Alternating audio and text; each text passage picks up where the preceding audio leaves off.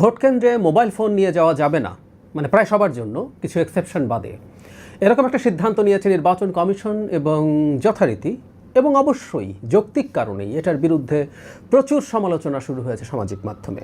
মানে কি বলা হয়েছে এটা একটু আমি দেখি, তারপর এটা নিয়ে কয়েকটা কথা একটু বলা দরকার। মানে ইসি একটা বার্তা পাঠিয়েছে রিটার্নিং কর্মকর্তাদের কাছে, ডিসিদের কাছে। সেখানে বলা হয় আগামী 12 ফেব্রুয়ারি অনুষ্ঠেয় ত্রয়োদশ জাতীয় সংসদ নির্বাচন ও গণভোট উপলক্ষে ভোট কেন্দ্রের দায়িত্বপ্রাপ্ত, এই জায়গাটা খেয়াল করি, presiding officer, police in-charge, Ansar, সাধারণ আনসার বা ভিডিপি, নির্বাচন সুরক্ষা 26 অ্যাপ্লিকেশন ব্যবহারকারী 2 জন আনসার সদস্য ফোন রাখতে পারবেন। মানে এর বাইরে আর কেউ না। একজন এসি কথা বলছেন ডেইলি স্টারের সাথে। এবার আমরা বলেছি যে শত শত মানুষ যদি ক্যামেরা নিয়ে ঢোকে, মোবাইল নিয়ে এজেন্টরা ঢোকে, ডাইরেক্ট আমাদের ভোটাররা ঢোকে, তাহলে তো মহা মুশকিল হবে। মানে বলছে এখন তখন পাল্টা প্রশ্ন জেনিসরা যখন করছেন, এতে ভোট দিতে গিয়ে 2 থেকে 5 ঘন্টা ফোন ছাড়া থাকবে, সেটার ব্যাপারে তার মন্তব্য কী? তিনি বলছেন আপনার এই প্রশ্নটা আমিও নিজেও চিন্তা করেছি, আমরা কিন্তু শেষ পর্যন্ত বলে আসছি যে তারপরও ভোটিং প্রসিডিউরে ফোন নেওয়া যাবে না। এটার পক্ষ বিপক্ষে 2 ভাগে কথা বলেছি। It's part of our life. এটা আমরা ভোটারদের উপরে নিষেধাজ্ঞা দিয়েছি। তিনি বলেন সোশ্যাল মিডিয়াকে ভয় করেই তো আমরা এই কাজটা করেছি, টু কন্ট্রোল সোশ্যাল মিডিয়া, যেটা আমি কন্ট্রোল করতে পারি না। সেজন্য বলছি যে ভোট দেওয়ার সময় ফোন নেবেন না। পরীক্ষার হলেও তো মানুষ ফোন নিতে পারেন না, যদি কেউ ভুলে ফোন নিয়ে যান। তিনি দায়িত্বে প্রিজাইডিং অফিসারের কাছে রেখে ভোট দিতে যাবেন। 400 গজের মধ্যে ফোন নেওয়া যাবে না। 400 গজে এই ফান শুরু হয়েছে। বাড়ি যাদের ভোট কেন্দ্রের একদম পাশে, তারা বাড়িতেও যদি থাকেন ফোন রাখা যাবে কি যাবে না। আসলে এগুলো ফান করার মতো, ট্রোল করার মতো বিষয়ই আসলে। এখন যেটা দাঁড়ালো সেটা হচ্ছে কি উদ্দেশ্যে, বা তারা যে উদ্দেশ্য বয়ান করেছেন সেটাই আমরা কনভিন্সড কিনা। উত্তর হচ্ছে একেবারেই কনভিন্সড না।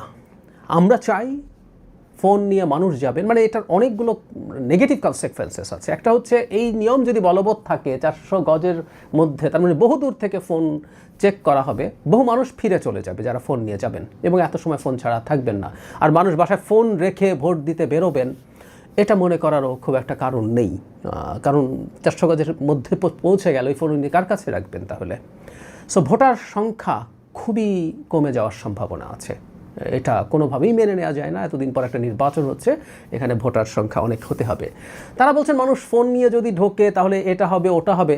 আচ্ছা, সর্বোচ্চ যেটা হতে পারে, একজন যখন ভোট দিতে যাবেন, তিনি ভোট দেওয়ার সময় ভোটের কক্ষে যখন ঢুকে যাবেন, তখন সেই ফোনটা সর্বোচ্চ ওই কিছু সময়ের জন্য ওখানকার কোনো একজন কর্মকর্তার কাছে, কোনো একজন পোলিং অফিসারের কাছে রেখে তিনি গোপন বুথে গিয়ে ভোট দিয়ে আবার বেরিয়ে চলে আসলেন। তাতে তো সমস্যা নেই। ভোট কক্ষের কোনো ছবি যদি তারা না নেন, সেটা হতে পারে। কেউ কেউ বলছেন ইদানিং যে একটা উটকো, কারো কাছে একটা উটকো শব্দটা বলছি, কেউ কেউ মনে করেন একটা ঝামেলা তৈরি হয়েছে। মোবাইল জার্নালিস্টরা, মোজো জার্নালিস্ট, এটা ফ্যাক্ট, আমি মানতে প্রস্তুত আছি। জার্নালিজমের নামে এদের অনেকেই নানা রকম উল্টোপাল্টা কাজ করেন। অনেকেই কিন্তু আবার এর মাধ্যমে একটা গুরুত্বপূর্ণ জার্নালিজমও হয়। যাদের যথেষ্ট বাজেট নেই, তারা এর মাধ্যমে আসলে অনেক কিছু করেন, এবং যেটা আমাদের জন্য ভালো। সুতরাং কেন্দ্রের মধ্যে মানুষ ঢুকছে, লাইভ করছে, ভিডিও বানাচ্ছে, সেটা শেয়ার করছে, এগুলোই রাদার নির্বাচনে কারচুপির যে কোনো রকম পরিস্থিতি বা প্রেক্ষাপট পাল্টে দিতে পারে, নষ্ট করতে পারে, যদি কারো কোনো চিন্তা থেকে থাকে।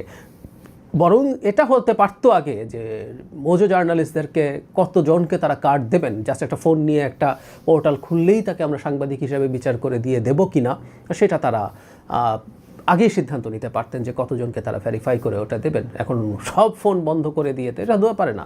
আর শুধু সেটা না, নাগরিকদের কাছেও যখন ফোন থাকে, প্রত্যেকে এক একজন সিটিজেন জার্নালিস্ট হয়ে গেছে। এই সিটিজেন জার্নালিজমই ইনফ্যাক্ট একটা ভালো ডেটারেন্ট হিসাবে কাজ করবে, যারাই নির্বাচনে কোনো না কোনো খারাপ কিছু করতে চাইবেন, খারাপ কোনো পরিকল্পনা করবে, সেটা ঠেকিয়ে দেওয়ার জন্য।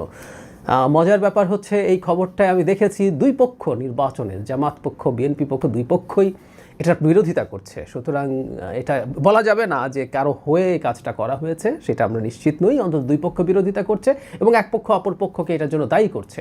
তো নির্বাচন কমিশনের এই ব্যাপারটা দেখা দরকার, এবং খুব দ্রুত এই সিদ্ধান্তটা থেকে সরে আসতে হবে। সামাজিক মাধ্যমে কিছু কেওস হতে পারে, আমরা জানি, নিউজ ছড়ানো হয়, কোনো একটা ভিডিও মিসলিড করার সম্ভাবনা থাকে এবং এটা মাথায় নিয়েই আসলে করতে হবে। কোনো একটা সিস্টেম যখন আমরা গ্রহণ করি, সেটার প্রবলেম বা ফ্লস সহই গ্রহণ করি। এই সিস্টেমটা নেওয়ার ফলে, থাকার ফলে কিছু ঝামেলা হতে পারে, কিন্তু সেইটা আবার এই মোবাইল বন্ধ করে দেওয়ার যে ঝামেলা, তার চেয়ে অনেক কম হবে। সুতরাং মোবাইল নিয়ে যেতে হবে, এইটা অনতিবিলম্বে এই সিদ্ধান্ত নির্বাচন কমিশনকে পরিবর্তন করতে হবে এবং দ্রুত এই সিদ্ধান্ত জানিয়ে দিতে হবে।